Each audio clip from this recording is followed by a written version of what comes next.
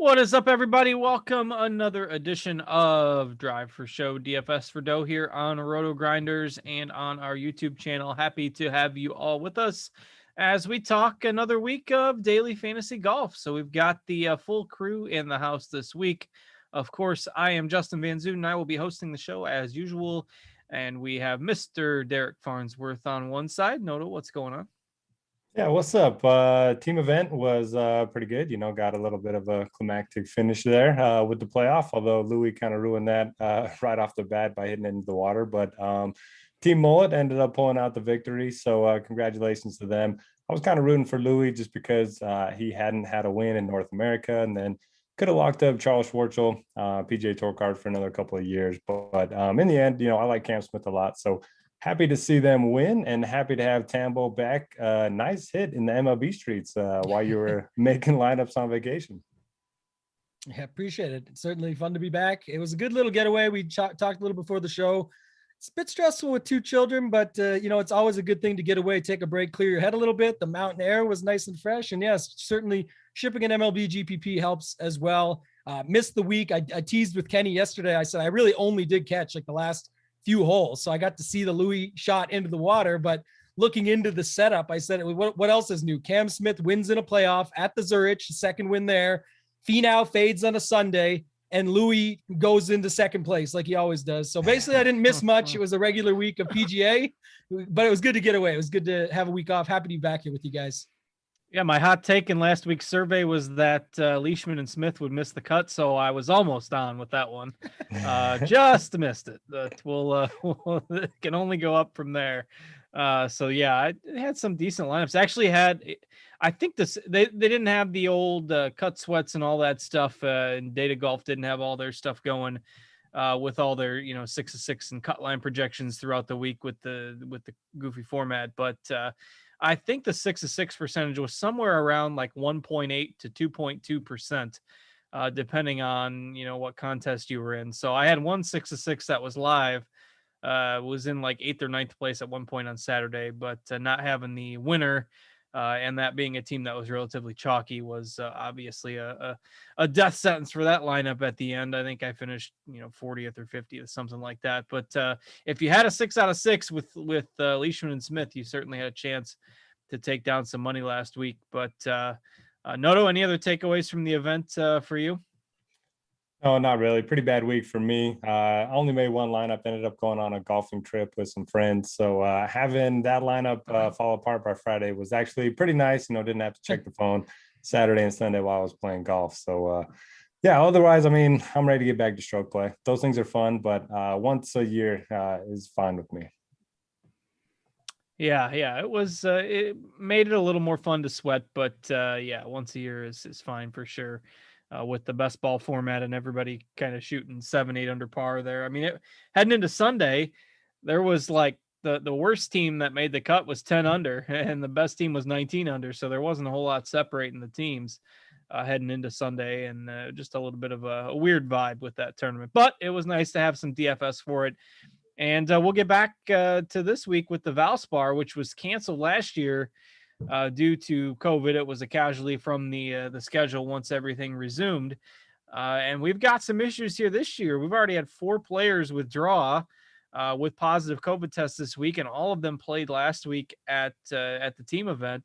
So, there could be more. I mean, you got Hatton withdrew this afternoon. He's probably the biggest name that has withdrawn, and his partner from last week, Danny Willett, is still in the field. It shocks me that they wouldn't, make him withdraw just out of safety more than anything else, but there might be more news, I guess, as we head towards Thursday. So make sure you keep an eye on it.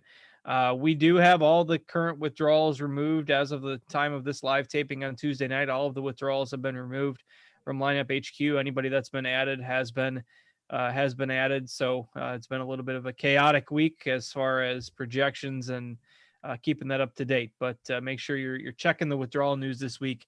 There could potentially be more dominoes to fall with that. So, Tambo, how are you kind of handling the field this week? I mean, we've got 156 in the field for the first time in quite a while, and we've got some withdrawal news and a difficult course here this week. So, I'd imagine that it's going to be kind of tough to get 6 of 6 this week. Yeah, I think you just said it best there. The 6-6 is going to be the biggest thing. We're always going after that as it is, but this week is going to be especially difficult. I can't remember what the Valero had. It was close, but it was very similar. But we're getting back to the norm here. Like you said, a large field. Obviously, guys are dropping like flies, but we'll see how that plays out. For me, back to the basics. We'll talk about some of it, but the good thing is, we've got a course here that we know pretty well. So I know Noto will break it down for us here in a second, but we're going back to a course that we know.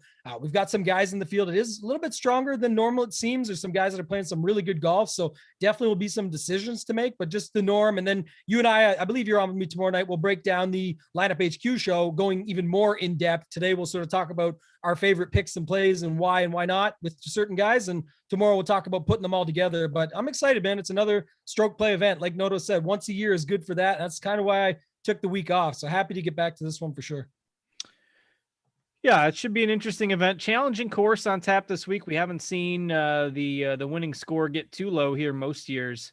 It's 10, 9, sometimes 8, 7 under par. One year I believe it got to -14, but Innisbrook Resort Copperhead course will be the host. We're down in Florida again this week, and I believe a par 71 that still has 4 par 5s and 3 par 3s. So Noto, thoughts on the course here this week? Yeah, difficult course. 5 par 3s actually. Yeah, that's what I meant if I said it backwards. Yeah. They're all over 195 yards, and all 4 of the par 5s are over 560 yards. So even though it measures over 7,300 yards in total, the course is a lot shorter than that. It's typically a less than driver course.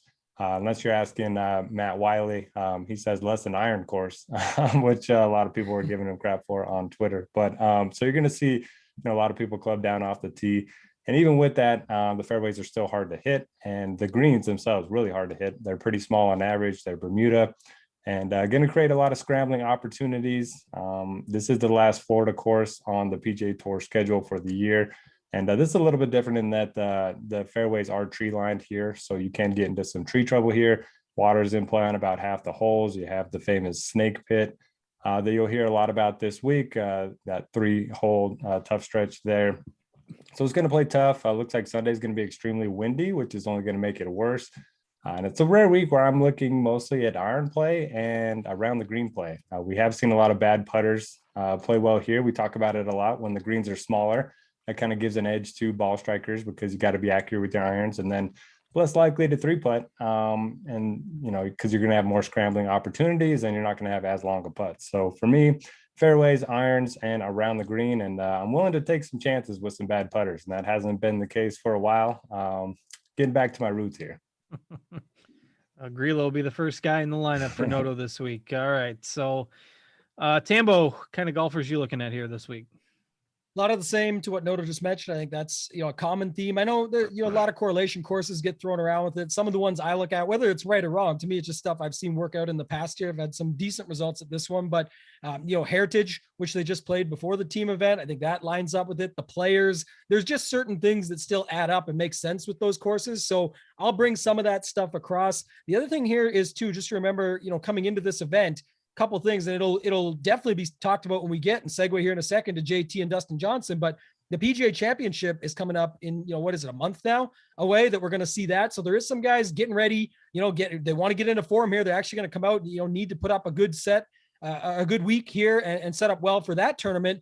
And then a guy like Justin Thomas, he's playing Wells Fargo here next week at the Quail Hollow course that he won the PGA Championship on back in 2017. So a lot of guys are getting tuned up, and you'd say, well, don't the best always come to play? Yes, you would expect that, but I'm just saying that's going to be a common decision, because yesterday when I went through this whole entire field with Kenny, it looked like the balanced builds would be the most common. And we're going to talk about it here as well. That's not going to change. We're going to talk about all those names, but I do think there is something to be said for these guys right at the very top, and JT and Dustin Johnson, that can still tie in, and maybe this week could even make your lineups unique in that sense. All right. If you want the scoop on the withdraws, if you haven't caught them before you're listening to the show, Cameron Champ was a withdraw on Monday. That was not a COVID related withdrawal. He's just out.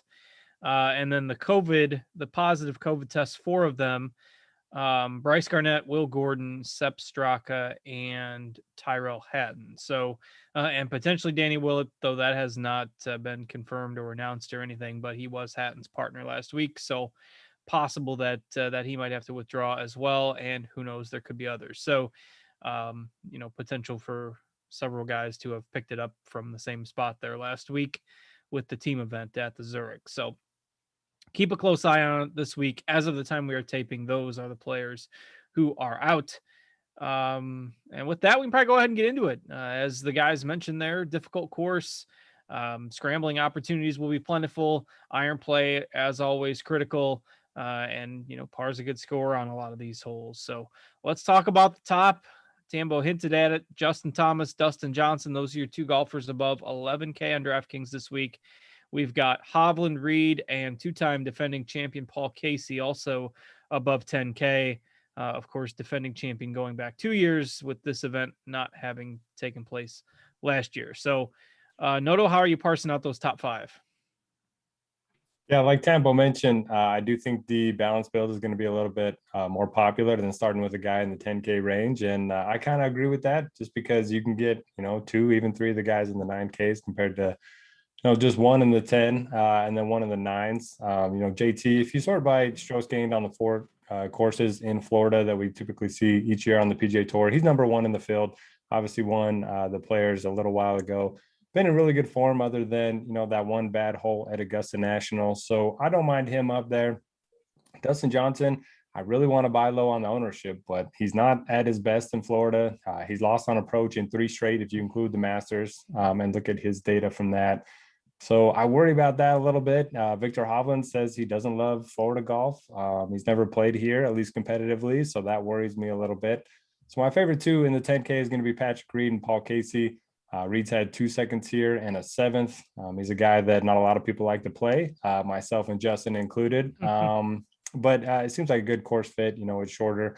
Can't get into a ton of trouble off the tee. Very good short game. Then Paul Casey going for his 3rd win here in a row, which is kind of crazy. I heard a stat today. It's been done 9 times and Tiger's done it 7 times or something crazy like that. This goes to show how dominant Tiger was.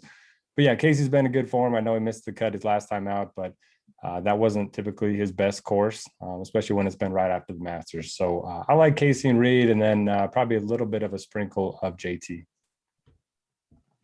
All right, Tambo, your thoughts on that top range? Yeah, I agree with a couple things there. The Hovland factor for sure. I mean, I like him. His stats pop for me, things like that. But one of the, like you mentioned before, that quote seems to be true. The Florida courses thing, I've went the other way on it and tried to get it correct, and it just never seems to go that way for me. And then the second part is just this, we talked about a little bit at the top, but this just isn't a course that you want to show up to for the first time and expect to come out. And at that price would need to do quite a bit. So I do like Patrick Reed underneath him there.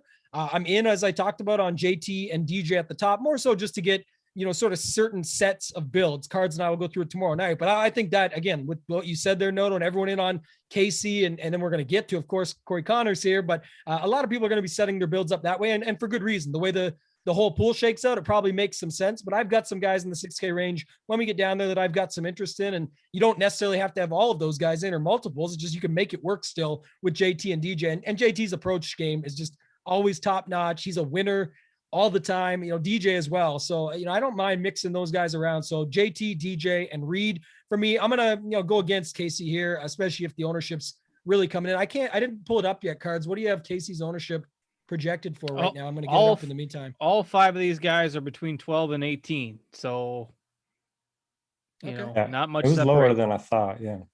Yeah. Not much separating the group.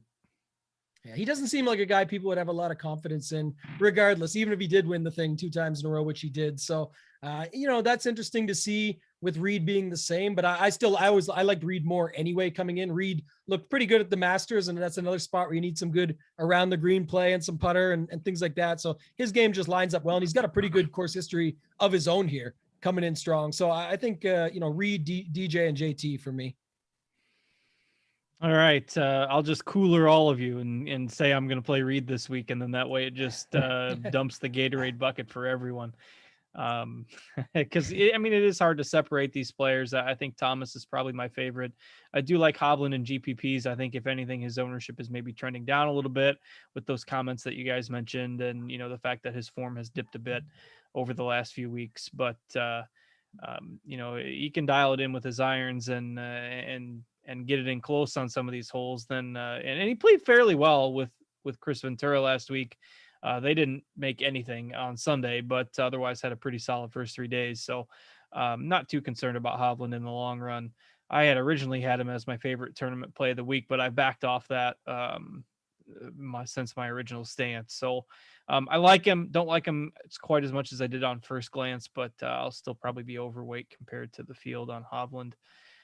Casey and Reed, I mean, I think there are certainly safer options there, and you could certainly start cash game build with one or both of those guys. So the chalk comes in right at the top end of that 9K range with Connors, who just continues to play well and continues to garner a lot of ownership. I mean, if there is a hitch in his game, it's the short game. And, with the smaller greens and the scrambling opportunities here, I mean, Noto, you mentioned possibly targeting bad putters this week, but what do we do with Connors at what appears to be super chalk? Yeah, definitely going to be the most, heaviest owned golfer probably in the entire field, but it's hard not to like him. One of the better iron players in the field. T16 here in his debut. He's been a top 15 machine for like 8 months now. So he's chalk that I'd expect to play well. Kind of checks all the boxes, and the only argument you can really make against him is the ownership. And when that's typically the case, when it's not somebody that's really cheap, I typically just play him. So I'll have some Connors for sure. But there's a lot of good plays if you do want to get off of him. I like Louis Oosthuizen quite a bit. He's got some really good course history. He's been playing great all year. And he's a good putter now. The putter just come alive over the last 6 months or so. Abraham Answers, 6 straight top 30 finishes, played well here in 2018. He's one of those guys that just doesn't make mistakes. So on a difficult course, I think he makes a lot of sense. Love Sung Jae. He's probably my favorite play in the range. If you just sort by strokes gained total on Florida courses, he's number 2 behind JT in this field. Finally found his irons at the RBC Heritage, gained 3.5 on approach, played well here in his debut, T4. Anytime you get him on short Bermuda courses, especially in Florida, I'm going to play some Sung Jae. Like him as an outright bet as well. And then at the very bottom of the range, I like Russell Henley. Again, one of the better iron players in the field. He's had back-to-back top 10s on the tour, or in 2 of his last 3 starts, and then one of those was in Florida. So you kind of got that going for you. All comes down to his short game, and he can be a little bit hit or miss, but you expect him to be in the fairway, and you expect him to be throwing darts at these pins. So a lot of good plays here. Just by process of elimination, I'm probably going to be underweight on Scheffler and Neiman, but I don't think they're bad plays by any means.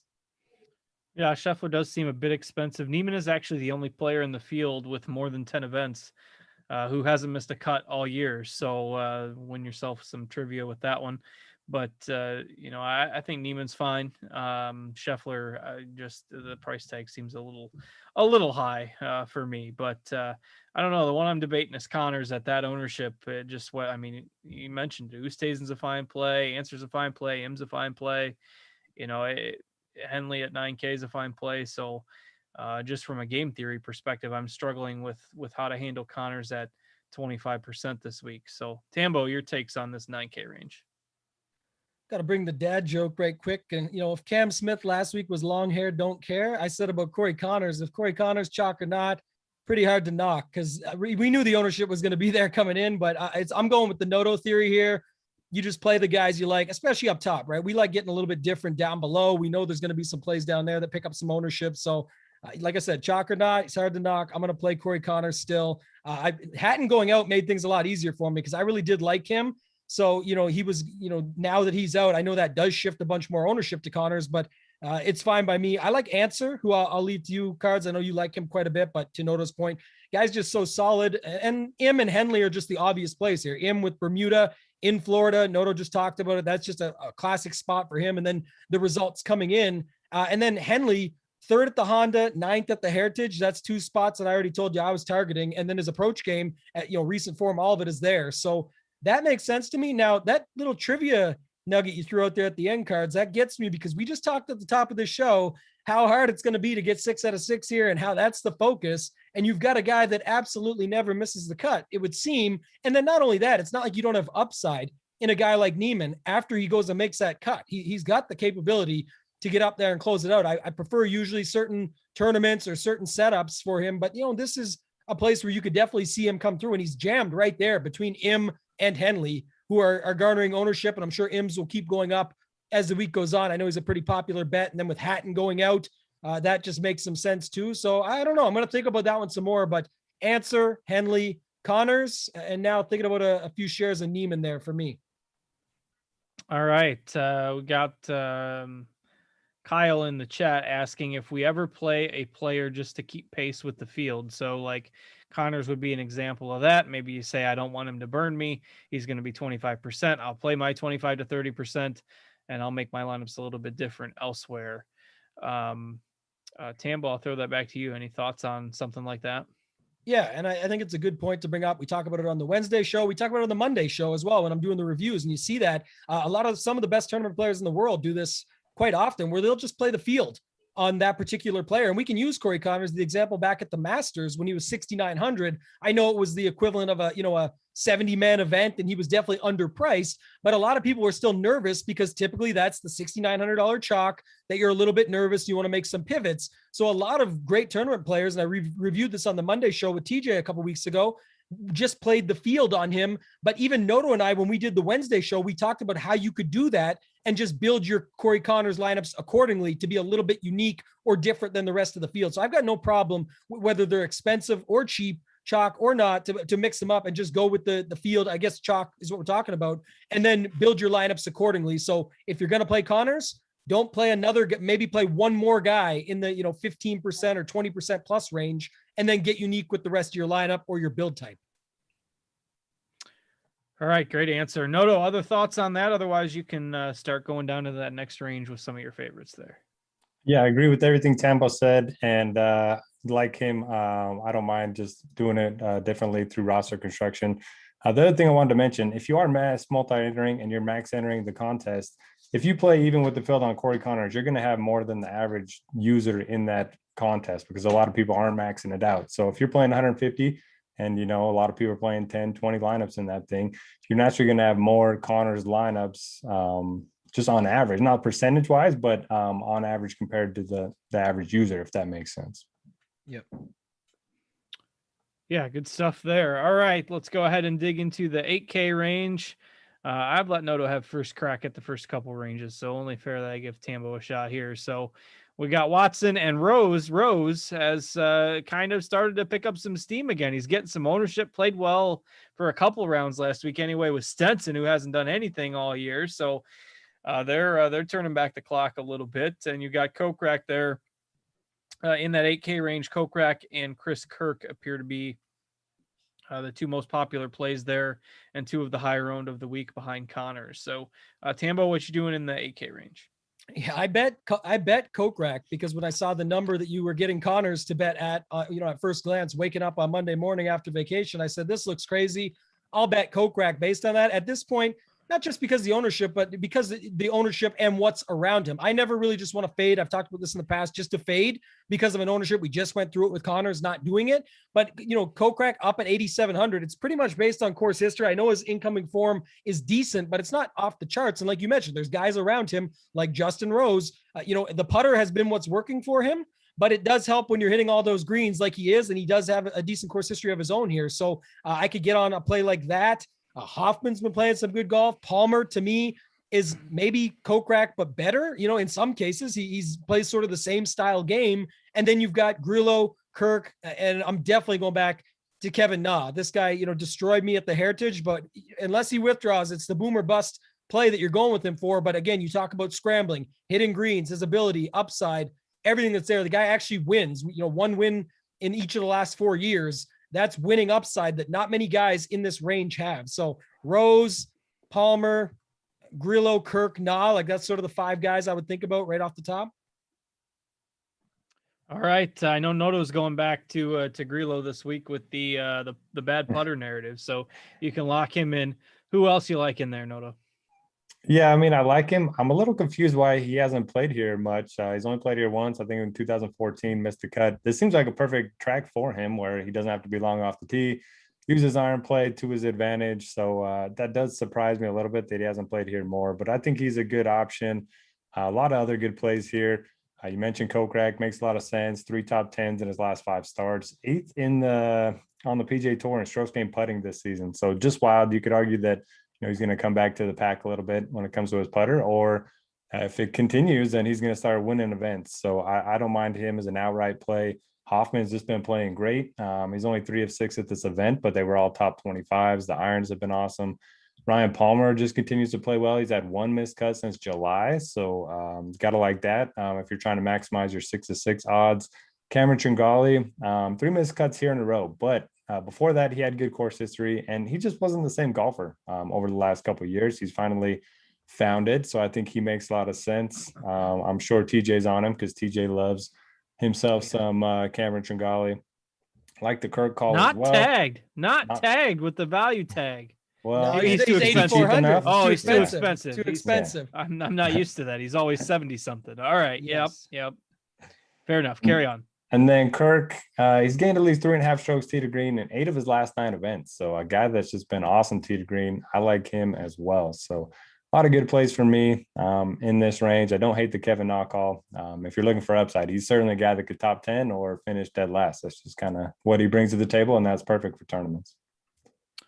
All right. Yeah, and the ownership will be definitely low on Kevin Na after that last result. And the nature of him always being low owned because of the risk that he brings to the table. So, and I'm not sure if it's just because Noto does not know what to do with himself because Brian Harman isn't in the field this week or what. Where is he? But I was very surprised to see the orange dot here in lineup HQ next to one Keegan Bradley for what has to be the first time in a long time. I mean, you see, you're pretty fair with Keegan. You don't seem to really be over the top liking Keegan or against him. But the core play tag on Keegan Bradley. So you're going to have to sell me on that one a little bit. Told you I'm getting back to my roots. I think I played Keegan every event for like 5 straight years, starting playing Pga Dfs. I'm ready to get hurt again. Bad putters can play well here. He's gained strokes on approach in 16 straight events. So the irons are going to be good. And maybe he's got some golf karma headed his way from the golf gods, because this is where the term full Keegan came into play. He was winning this event after round 1 and then missed the cut. So yeah, this is where the term came from, going full Keegan. So I don't know. I like him. His around the green is actually a lot better than you might expect. He's 21st in my stat model around the green. Pretty much dead last in putting, but hey, with these small greens, hopefully that'll help him get going a little bit. So I do like Keegan. In that same category, you could throw in Lucas Glover, very similar game. He's a little bit better putter, a little bit worse around the greens, but pretty good track record in Florida.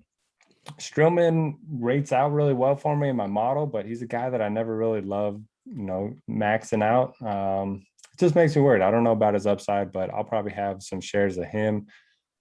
And yeah, I'll let Tambo go from here. So I was looking at that real quick. The leaderboard from that event, the full Keegan, 67-79 were the 2 rounds from Keegan Bradley. And I was just looking right below him and I see 70-76, not too far off from Brian Harman. So maybe that's why Harman's not in the field. He's not happy about that 70-76. But bonus points if you can give me one or both of the golfers that were in the playoff that year.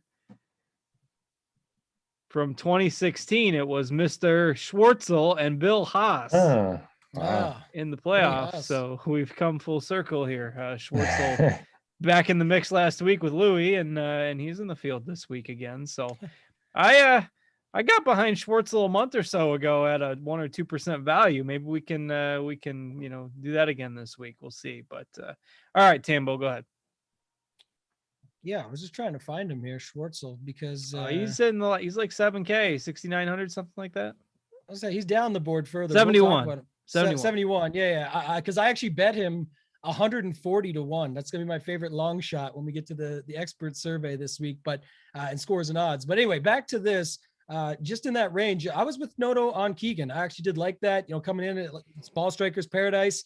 Definitely like his game. Again, upside from there. He took my, I was going to say Glover. I liked Glover as well. Give a little love to Adam Hadwin, former champion, maiden win here. But that's two things, right? You can get a maiden winner here. We've had that a few times. And then also, this is a place that more than just Keegan can go full Keegan. Obviously, it's whoever the first day's leader is and then busts the next day and miss the cut. But with this type of course and the snake pit, man, anything can happen here. And then rounding out sort of the upper 7K range, one guy I kind of like that I don't think as many people are talking about as far as I know. And I'm just going to do a little look up here on the old lineup HQ to see.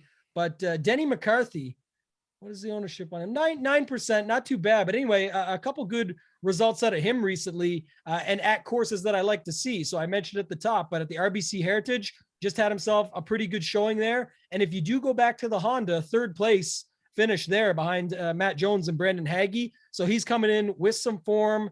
I do like him at 9th in the only time that he played it. So, that lines up for me in the upper 7K range. I'm not sure if you want to do the full 7K range right now, Cards, or what else you've got to add, but we can go to that next. Yeah, no, that's fine. I was just looking through the featured groups and come to find out that right before he went through, they put Hatton in a feature group. And so Hatton is out. So now we got the Barn Rat in a feature group. Yeah, baby. Yeah. Got the Barn Rat in a feature group with Patrick Reed and Phil Mickelson. So that should be an enjoyable watch on the first couple of days of the tournament. But yeah, go ahead, Tambo. You can continue on to the bottom half of that 7K range there. That's just a perfect group, though. To having those three guys That's together, I definitely want to tune into that. Entertainment value is pretty high. Yeah, so a couple guys in here that I like. So one guy I'm going to take a stab on here is Lanto, just because he doesn't have the history, he doesn't have anything really going on right now, but he's getting back down to that price that we expect him to be at, right? We usually like him below 7K, but he's pretty close there at 7,400. Know the talents there, the upside. Sam Horsfield, another guy. Now, again, no track record here, but just taking some shots on some guys. Really good history overseas, the Euro Tour, things like that. So 4th, 15th, 3rd, 8th coming in. Doug Gim, got to get back on the train here. He's burned everybody recently, so I think you can go back. His last couple of outings were decent, but not for what everyone was expecting. I think was the 11th last week at the team event. Did he play? Yeah, they played pretty well. That was him and Justin Suh. I thought they had a pretty good run there. So yeah, I do like that heating back up. Before that, I know that it was like I made the cut, but he didn't do anything. And again, that was something that you look at. But when you look at his stats and things that line up for this course, in the last 50 rounds, he's in the top 10 as far as strokes gained approach goes. So I do like him. Heard a little talk on Uline. Get your guys' opinion on him. I mean, last week, him and Wierenski, I saw on the team event. I know he won a Corn Ferry Tour event the week before. So I guess that would make some sense coming in. But is this where Patton Kazire, I want to talk some flop leg here. Is this where he comes back and just crushes? We all liked him at the Heritage. Boy, that was a mess. Yeah, it went +5 on day one, bounces all the way back to, I believe he missed the cut by 1. Yeah, he was only 1 or 2 off. Yeah, so I don't know why you wouldn't go back there. JT Post, I'm naming a few more, but Poston, just based on the fact of, they say it's more of a Carolinas style course and sort of that setup for him. So I think he could be interesting. And then I think Noto will for sure like Neesmith down there, but there's some other guys, Hoagie, Neesmith, Schwartzel, who you mentioned. There's a guy, Johnny Vegas, in there if you want to go to him, Cards. But hey, 7,100 is your hot zone this week, Cards. What do you think? I'll take Schwartzel over Vegas this week. What about Knox? What about Russell Knox? I'm kind of Knox. We're seeing other people for a while. Okay. Schwartzel is the guy. He's my pick in there. Lots of decent, playable options at that kind of 7,100 mark. Noto, you got some thoughts on that group there? Yeah, I like some very strange options in this range. One of which, Brandt Snedeker, who I haven't said in years, played really well at the Valero Texas Open, gained 7.5 strokes on approach, made the cut at the RBC Heritage, and then he and Keith Mitchell finished T4 last week. One of the stranger pairings. Yeah, we talked about that being the strange pairing, and then they played really well. And they played really well. That is not going to be good for my bankroll, I'll tell you that. So perhaps he's found something in his game. We know he's got some decent course history here, back-to-back top 35s here, and he wasn't in the best of form in those years. So don't mind Snedeker. I always like Alex Noren anytime it's kind of a short game type of course, and he's typically pretty good in Florida.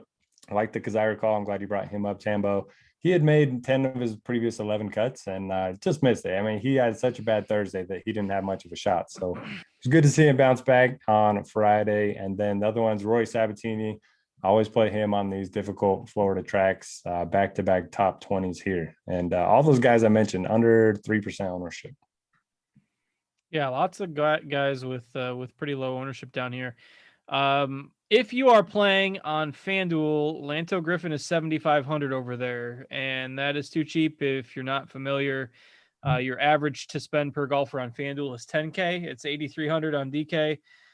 So Griffin is, just a little below the average on DraftKings, but on FanDuel, he's basically min salary. I mean, most of their players at 7,000 aren't playable, and so 7,500, that's just a misprice. So he will be higher owned over on FanDuel if you're looking for a roster round out over there. Just figured I would pass that along quick. So Tambo, any other takes on the 7K range for you? None specifically, but I know you did tweet this out and you just kind of hinted at it with the Snedeker-Mitchell pairing being bad for your bankroll.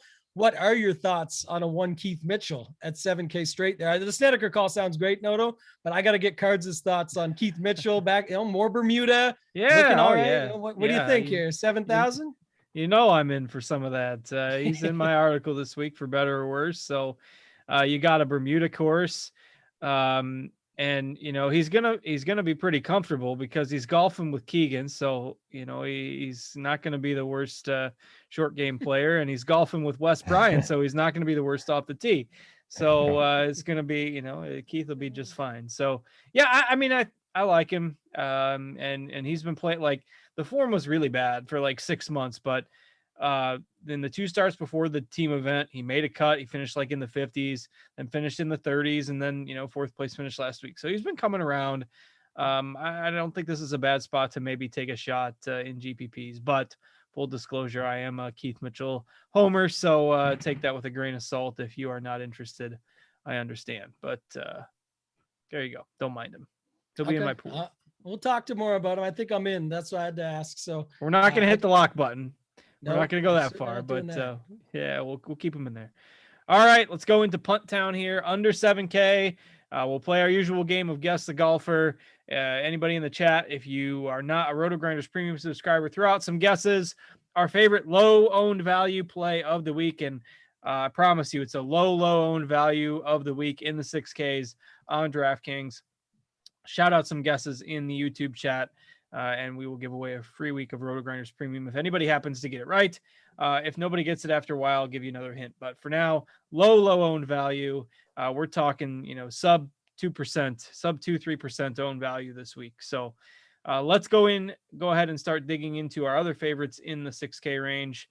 Noto, what you looking at this week? Yeah, so I have 8 guys that I've narrowed this range down to 4 that are definitely going to make my player pool, 4 that I'm not so sure about just yet. And one of them is a golfer that we are going to have guests. So I'll leave him out. The other 7, Ryan Moore. He hasn't been playing his best golf, but he has been very good off the tee historically, very good with his irons. He's got a really good course history here. James Hahn just randomly pops. He's 2 or 3 at this event. He's cheap. He's got some top 10 upside. Kyle Stanley seems like a good course fit, a guy that's very good with his irons. Chase Seifert making 5 straight cuts, except last week at the team event when he was like 50% owned. That was rather annoying, but he's been playing well individually. T3 at the Honda. So if you want to play the Florida narrative, you can do that. And then moving down, Sam Ryder. He also had a top 10 at one of the Florida courses. Pat Perez says he's been grinding on his game. They played pretty well at the team event with Jason Kokrak. And then Cameron Percy, he's been very good on his irons for a long time now, and he's gained strokes off the tee in like 7 of his last 8 events. So a guy that I was not expecting to be talking about this week. Yeah, I have kind of been following him casually as through some of those rounds, and been surprised at the way he's been playing lately. So, weird name that feels weird to talk about, but at least somewhat warranted for sure, given his play of late. So, Tambo, some of your favorites in the 6Ks this week? Yeah, I feel the same. You mentioned, so Chase Seifert for sure is a guy I like. The FSU guy, lives local, been playing some really solid golf. The third at the Honda lines up. So I think that was one of my more, one of my favorite plays down there, at least the one that I was more interested in. Speaking of Moore, you mentioned him, Ryan Moore. I like that. I've been playing a little Tom Lewis, Richie Werenski. You go with the Werenski Uline thing. And if Uline's getting the ownership and Werenski's the other part of that duo, he can make some stuff happen. Tom Lewis, a grinder. He's down there. Adam Schenk, this guy I'll play, Ches Reavy. Some of these guys are coming in okay. I like the rider call that Noto had there. Adam Long, if you want some upside, I don't know. What about Benny On? This guy just fell off the map at 6,600 cards. There's other guys you can name some of them, but Benny On 6,600. Any love down there? No, Noto's the guy targeting the bad putters. There you go, Noto. Yeah. What about that one, Noto? I mean, he's like, let me pull this up real quick. It's bad. He's like 95th or worse off the tee and on approach and putting and around the green. He's like terrible. Other than that, he's great. But you just, I think you just described Ollie. You didn't describe Benny. Yeah, you described Ollie. It's been real bad. He's gained strokes ball striking once since January. Well, don't look up Keith Mitchell's stats because I don't want to be dissuaded. So I'm sure they're just as bad.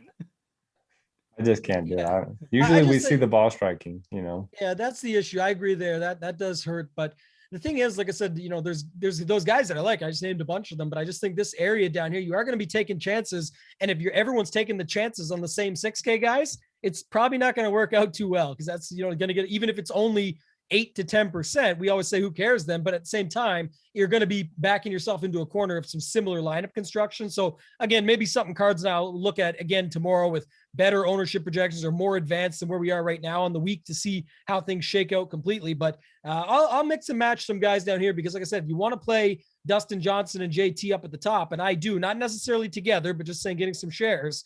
You are likely to have to go down, at least a little bit, but you can live in that lower 7K range too. So I don't hate the idea of just getting off it completely. Anybody down there for you cards or guys that stand out? Yeah, we've mentioned a few. I had written up Straka at first, but that is gone because he had the positive COVID test. So he's out. Don't mind Noto's take on Ryan Moore. I think he might be worth a sprinkle there at 6,900. But yeah, I'm not going to have a whole lot of the cheap seats this week. I don't know, just not finding a whole lot to like down there. And we got a whole lot of sub 2 or 3% owned players. A couple weeks ago, I took a shot on Doc Redmond and he shot about plus 60. So I think I'm out on that for a while. I can't do Benny on right now either. Maybe Perez would be okay, but yeah, it's slim pickings down here this week. So Noto, you got anybody else to add? No, but I was going to say Keith Mitchell, not terrible. Gained on approach in 4 of his last 9, gained off the tee in 7 of his last 9, and putting well too. So he's fine. All right. We're going to give another little hint here with our Guess the Golfer game, kind of a quiet chat this week. So don't be afraid. Take some guesses. The golfer that we are going to mention as a potential punt is exactly 6,000 on DraftKings. You don't see that a whole lot. Not a whole lot of playable golfers at $6,000 even. So in fact, we don't have a single golfer above 6,000 that is over 1% projected ownership this week. So exactly 6,000. Go ahead and fire off your guesses. And before we see if we have a winner there, Tambo, anybody else you want to mention? I was like looking for more names here as you were talking, and we'll get to that one in a second, obviously. But Nick Watney at 6,100. I just was pulling something up on him, but yeah, pretty good history here actually. And this is going to take me down the rabbit hole. This will be fun. Yeah, go ahead. This is just a waste of time. Just trying to come up with names. Noto talked about Watney and Hoffman last week because, Hoffman has been one of the best players not named Spieth on the tour over the last few months. And Watney is like 1 for 14 making cuts this season. So we talked about him last week. And I basically said I could not be sold on Watney no matter what. And so Noto sent me like 3 or 4 messages on Wednesday, just a few little nuggets, maybe trying to make me consider Watney a little bit. And, basically I said he'd have to come up with about 20 more. And lo and behold, it's not Hoffman that's carrying the team. It's Watney who makes 2 eagles on the first day And then Friday he goes and makes a hole in one. And again, this is the guy that's made one cut in 14 starts and not the guy that's been running red hot lately. And that they didn't do much else, so it didn't really hurt to fade him. But on Friday, I was a little tilted after Watney had made the 2 eagles and then the ace. And Hoffman was playing like garbage, by his standards lately. So that's my Watney story. Neither here nor there with whether or not he's viable this week. But Noto, did you end up playing any Hoffman Watney last week? So you said you only did one lineup. I only did one lineup, so didn't end up with any. But they finished T11, and you got to think their scoring was pretty good if they had, hole in one. And but Friday the hole in one was their only birdie of they didn't have any birdies. The eagle, and then that was it. So I don't know. I don't know where they ended up scoring wise, but I couldn't find a whole lot. They weren't that highly owned, but it was funny when I saw the ace, and I was like, "You got to be kidding me!" If it was Hoffman, fine. But the fact that it was Watney was a little funny. So I might try it out though. If he's, you had that, I actually didn't know about the hole in one. Like I said, I was quite tuned out. So, and then hearing it, he's carrying around Charlie Hoffman a little bit, get around the Hoff, that's got to feel good, getting around a guy that's playing some incredible golf right now. And now he comes back to a spot that he's done quite well at 37th, 59th, 14th, 53, 4 of his last 4 cuts here. So 6,100, I don't hate it. The chat did get the answer, but before that, I was going to ask if either of you are going to be interested when we get the assumed email from DraftKings that adds Vasecki. And I'm sure everyone saw the story out there, crying, obviously a huge event in his life, qualifying for this, letting his dad know he made it and everything. He just love to see stuff like that. Are either of you going to have interest in the motivation factor of him coming in? Because he could very likely will be 6,000 as well, or 6,100 or something. So any thoughts on that? Yeah, cool story. Rooting for him. Hope he makes the cut and gets himself a nice paycheck. But I don't know if I'll go there for DFS. But it was a pretty cool story. I wish they'd promote more of these Monday qualifier things, and the PGA Tour could get some heartwarming stories that just makes it pretty easy to root for some of these guys when they're not at the top of the PGA Tour and have it pretty easy. Like a lot of these guys, it's like big money on the line that can really help their career take off. So rooting for him. Don't think I'm going there though. Noto, any love? We see him Monday. Q pumps him up quite a bit. We've seen him. I know Sky talks about him a lot as well, right? So Skyhook DFS. What are your thoughts, Noto? Yeah, I always love following the Monday Q Twitter account. A lot of good stuff there, a lot of good stories. And to see that, he was just, broke down, finally made it. And he walked there. He had like a 25-footer that he just sank to do it. So that was awesome. I'm hoping he pulls like a Rafael Campos and just top 10s like 5 events in a row and just keeps it going. That'd be awesome, man. I don't think I'll have met any exposure, but I'll definitely be rooting for him. Oh, there is only one Rafael Campos that can do that every year, and that's Rafael Campos. So, all right, what we're going to do here, we had 1 week and last week where we did not give away a free week of Rotogrinders Premium, and there were 2 people that guessed it like right at the same time. So we'll go ahead and give out 2 winners, executive decision, Bill and Kyle. You can both get a free week of Rotogrinders Premium. Our producer Devin will hook you up with how to get in touch with him to get access to that good time of year to check out all our premium content. Tambo and I will be back on tomorrow night breaking down our lineup HQ tools and how we are handling our multi-entry tournament approaches to this tournament. So congrats. Thanks for playing along. Chase Koepka is the 6K golfer of the week. Hey, at 6,000, not a lot of good golfers at the bottom under 7K this week. Obviously he's got the pedigree. He's shown some stuff in flashes before. So that's the case for Chase. Noto, anything to add on that? I'll give you guys both another crack to fire off any last minute thoughts here. I actually haven't done a ton of research, but I know he's very good on Bermuda. He's been playing pretty well on the Korn Ferry Tour. So 6K, I'm in. All right, Tambo, anything else? Yeah, love the case for Chase call. That was a good one there, Cards. But hey, here's the thing: 4 out of 6 made cuts. Only 6 chances on the PGA Tour so far. Stroke play events. 4 out of 6 made cuts. It's obviously his home state here in Florida, and he just got T30th at the Honda, which is an extremely tough course. And you want to bring wind into the factor and all this stuff of what we could see at this course. If he gets through at 6,000, he's absolutely worth a sprinkle. When your big brother is a 4-time major champion and doing big things, it helps as well. So I think it's going to be a lot of motivation for him. And he's shown it already, a little bit of moxie on tour. Excited about getting him into some of those DJJT or GJJT type lineups, at least for this week. Yeah, don't mind that call at all. I will probably keep him in my GPP pool as well. So with that, we're going to go ahead and put a bow on the show. And I'm just full of the rhymes back to back. Can do that again if I tried, but that's all right. I'm trying in an attempt to try to get a third one right before the show ends. I would probably end up stumbling over it. So we'll go ahead and get out of here for this week. Pulling up the schedule here, we've got the Wells Fargo at Quail Hollow. I believe Tambo mentioned that earlier in the show. That is next week in Charlotte. And then we've got the AT&T Byron Nelson the second full week of May. And that is, I believe, at a new course this year. So that will be an interesting one before we get to the PGA Championship there the third week of May. So things are going to keep on going. Then before you know it, it'll be US Open and Open Championship time. So we'll be back next week, same time, same place. Thanks as always for checking us out. Those of you that watched us live on either Rotogrinders website or on our YouTube channel, or those of you who download it and listen to us later, maybe on your way to work or your way home from work, or as you're building lineups on Wednesday or Thursday morning.